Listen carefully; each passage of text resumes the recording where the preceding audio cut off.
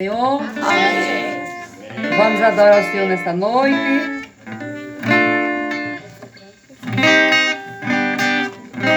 Se não fosse Jesus, o que seria de nós, né?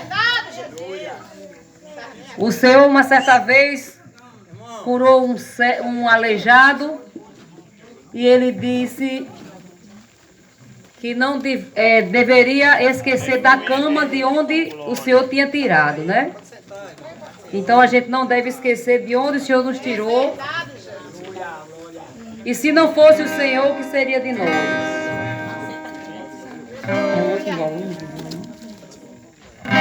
Se